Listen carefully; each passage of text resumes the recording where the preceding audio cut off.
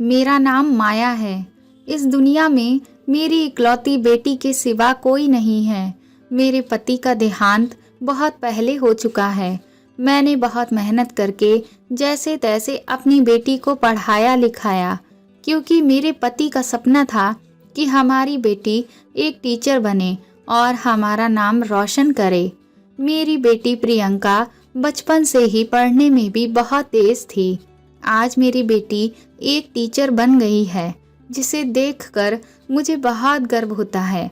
अब जब हमारी आर्थिक स्थिति भी ठीक हो गई और हम एक खुशहाल जीवन जीने लगे, तो मैं अपनी बेटी से बोली कि अब तो तुम अपने पैरों पर खड़ी भी हो गई हो और तुम्हारी अब उम्र भी हो गई है, तो अब तुम्हें शादी कर लेनी चाहिए।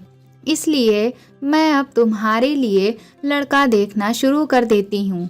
मेरी बेटी ने कहा, मम्मी मुझे शादी नहीं करनी है। तो मैंने उससे कहा, अगर तुम किसी को पसंद करती हो तो तुम बेझिझक मुझे बता सकती हो बेटा। मेरी बात सुनकर प्रियंका ने कहा, नहीं मम्मी, ऐसी कोई भी बात नहीं है। मुझे कोई पसंद नहीं है, बस मैं शादी करना ही नहीं चाहती हूँ। उसके बाद मेरी बेटी अपने काम पर चली गई। मुझे लगा शायद उसके मन में शादी को लेकर कोई डर है, तो मैं उसे अच्छे से समझाऊंगी। अगले दिन मैंने अपनी बेटी को प्यार से कहा, बेटा अगर तुम शादी नहीं करोगी तो तुम्हारे पापा आज जहाँ कहीं भी होंगे वह बहुत दुखी हो जाएंगे, क्योंकि हर माँ बाप का सपना होता है कि उनके बच्चे अपने पैरों पर खड़े होने के बाद अपना घर बसाएं, वह भी अपने जीवन साथी के साथ अपने जीवन की एक नई शुरुआत करें, क्योंकि एक उम्र के बाद माँ बाप तो छोड़कर चले जाते हैं और जीवन भर साथ देने के लिए, ख्याल रखने के लिए कोई तो होना ही चाहिए। मेरी इस बात पर प्रियंका बोली, ठीक है मम्मी, मैं शादी करने के लिए तैयार हूँ, लेकिन मेरी एक शर्त है कि मैं इस लड़के से ही शादी करूँगी जो घर जमाई बने, क्योंकि मैं आपको छोड़कर इस घर से विदा नहीं होना चाहती हूँ। उसकी बात सुनकर मैंने कहा, ठीक है, जैसा तुम चाहती हो वैसा ही होगा। उसके बाद से मैंने ऐसे ही लड़के देखने शुरू कर दिए जो घर जमाई बनने के लिए तैयार हों, क्योंकि मेरी बेटी इकलौती है और वह सरकारी नौकरी भी करती है। इसीलिए मुझे जल्द ही एक बहुत अच्छा लड़का मिल गया और शर्त के मुताबिक वह घर जमाई बनने को भी तैयार था। फिर क्या था, मैंने झटपट उसके घर वालों से बात कर शादी की तारीख फिक्स कर दी और देखते ही देखते शादी का दिन भी आ गया। मेरा घर रिश्तेदारों से भरा पड़ा था। अगर किसी की कमी थी तो सिर्फ मेरे पति की। मुझे अपने पति की अपनी बेटी की शादी वाले दिन बहुत याद आ रही थी।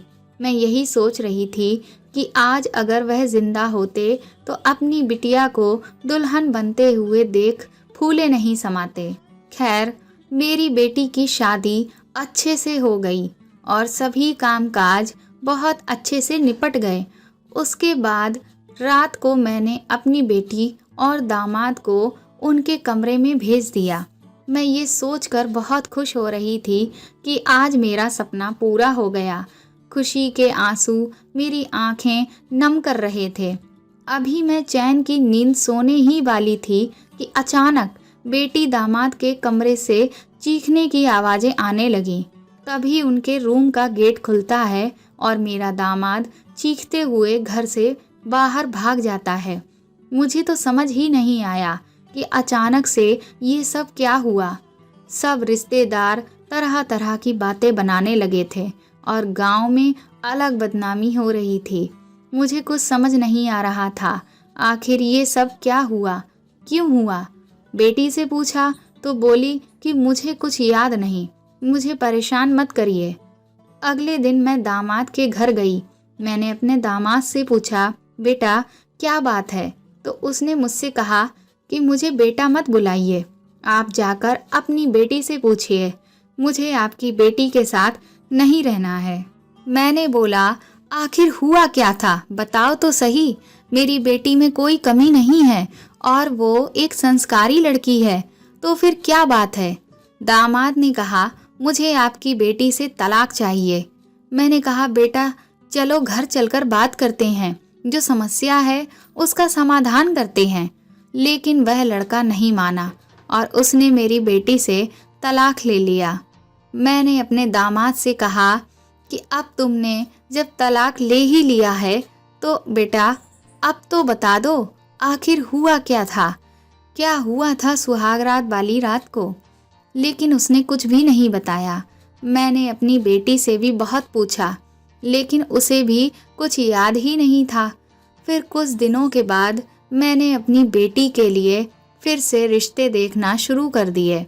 मेरी बेटी की एक बार पहले भी शादी हो चुकी है और उसकी सुहाग रात वाले दिन उसका पति कमरे से चीखता हुआ बाहर निकल गया था और फिर उसका तलाक हो गया। ये सारी बातें अब सभी को पता चल चुकी थीं, लेकिन इसके बावजूद भी मेरी बेटी से शादी करने के लिए एक बहुत ही अच्छे परिवार का लड़का राजी हो गया।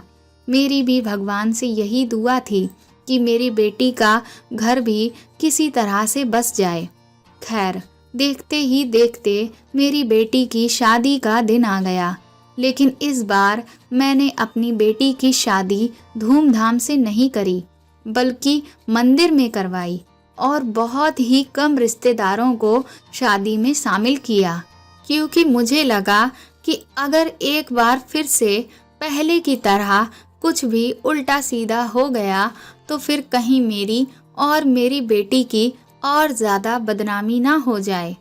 खैर, शादी बहुत अच्छे से हो गई और मैं अपनी बेटी और दामाद को अपने घर ले आई।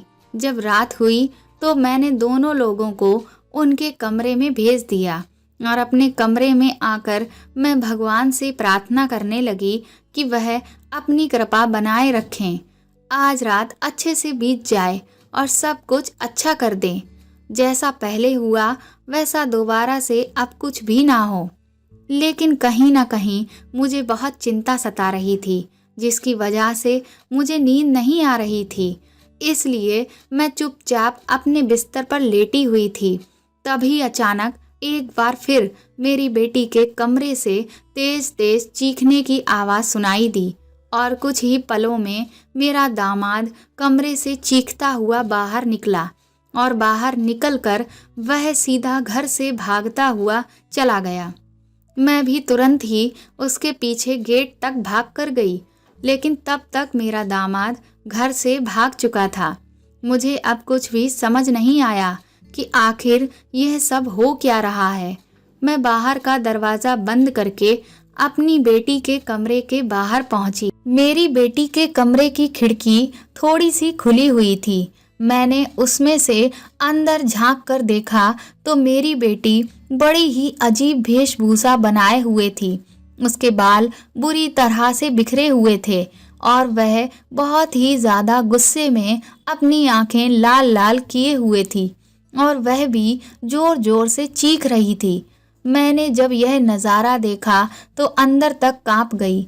मुझे अब यह तो समझ में आ गया कि मेरी बेटी से शादी करने वाला हर लड़का सुहाग रात वाले दिन चीखता हुआ भाग क्यों जाता है, लेकिन मेरी बेटी आखिर इस तरह की वेशभूषा क्यों बनाए हुए थी।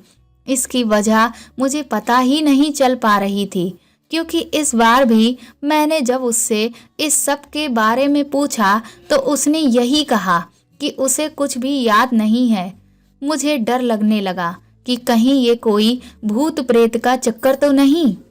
एक हफ्ते के बाद मैं अपने दामाद से मिलने उसके घर गई तो वह मेरे आगे हाथ जोड़ने लगा और बोला कि मुझे माफ़ कर दीजिए, लेकिन मैं आपकी बेटी के साथ नहीं रह सकता, इसलिए मैं उसे तलाक देना चाहता हूँ।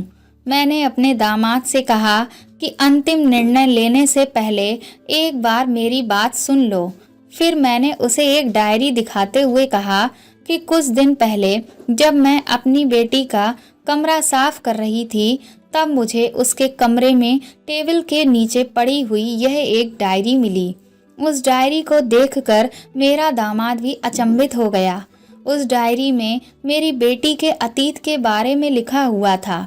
उसमें लिखा था कि कुछ साल पहले मेरी बेटी की ज़िंदगी में एक लड़का आया था जिससे मेरी बेटी बहुत प्यार करती थी, लेकिन वह लड़का मेरी बेटी को धोखा देकर छोड़कर चला गया और उसके बाद से उसे लड़कों से नफरत हो गई।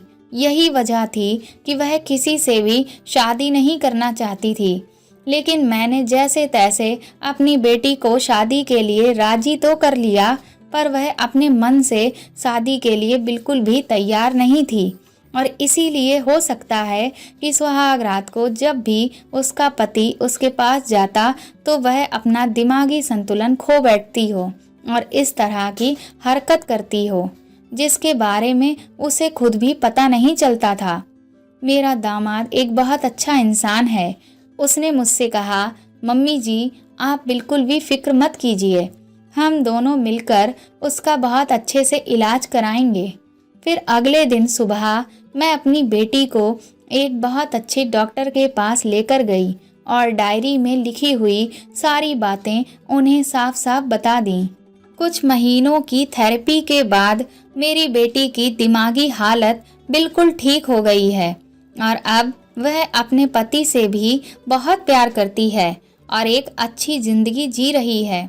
ये सब देखकर अब मैं बहुत ही ज़्यादा खुश हूँ और आज मैं नानी भी बन चुकी हूँ। मेरी बेटी का एक प्यारा सा बेटा है। हमें कभी भी किसी के मन की अवस्था जाने बिना उसके जीवन के बड़े फैसले नहीं लेने चाहिए। तो दोस्तों, आपको ये कहानी कैसी लगी कमेंट करके ज़रूर बताएं और प्लीज़ इस कहानी को ज़्यादा से ज़्यादा शेयर और लाइक करें। और अगर आप चैनल पर नए हैं तो सब्सक्राइब करके बेल आइकन को ज़रूर दबा दें ताकि आगे भी आपको ऐसी ही अच्छी कहानियाँ मैं सुनाती रहूँ। Thank you.